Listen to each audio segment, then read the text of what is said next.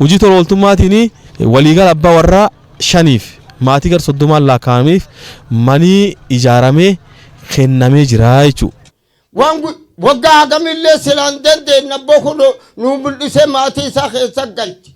Barakadhaa wanni sanii dhaaman duuban nun deebisinaa jiruu badhaadhaa tana yaa nu gammachisiiftanii.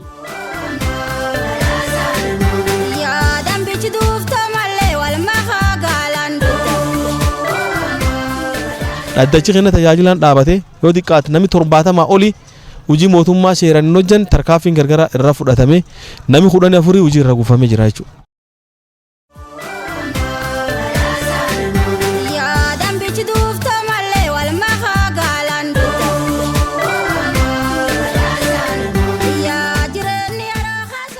Jallisi burraa irratti qamadii hektaar 30 oomishnee hektaar 100 kintaal 100 ol akkaataan itti horsiise bulaanii hojii kan galfate kan jirtu. Laafum loon keenya dhiphisanii fayyum nu rakkisanii fayyum bonaan hojii intaane nu naqanii waan jedha haasa turre yaanneetuun fudhannee itti nu nandhaan hojii duunnan milkaa'in guddaa hanga.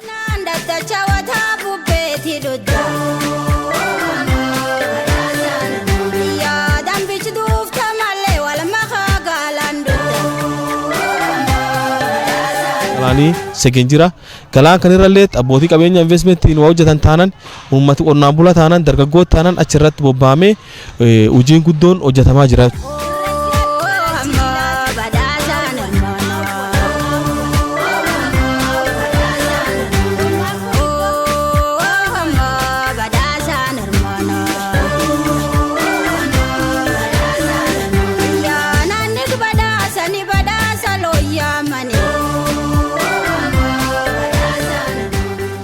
Inni in kunuunsine akkaanallee karoorfamee abbaa warra tokko buyyoo beelii 50 hidhachuu qabaa tuulachuu qabaa jedhamee karoorfame nu ammoo 50 100 inaamannaa marra bisaan qabna kamiin fayyadamuu dandeenya waan jedhuun akkaana keenyatti potensiyaalii qabnuu fi iddoo hojii tanaaf mijaatu ta'uu dandeenya adda baafne bara kan callaa keessatti lafa dheedumsaa kunuunsuu qabnaa jennee lafa hektaara 63 olii akkaanaatti daangessinee tuttuqarraa bilis goone.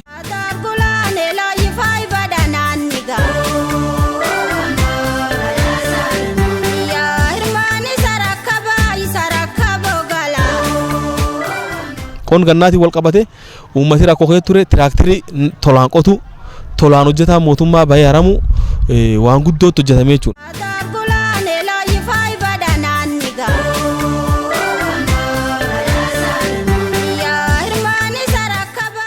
Uummat keenya fayyadama taasisuu fi hojii gargaraa hojjechaa turre.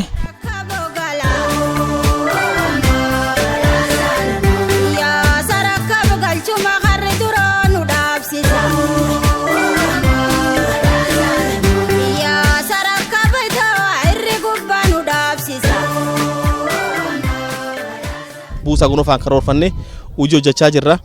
Akkaana kanaatti ree 3,600 gandoota 11 keessatti karoorfamee uummataaf kennamuuf deemuu jira.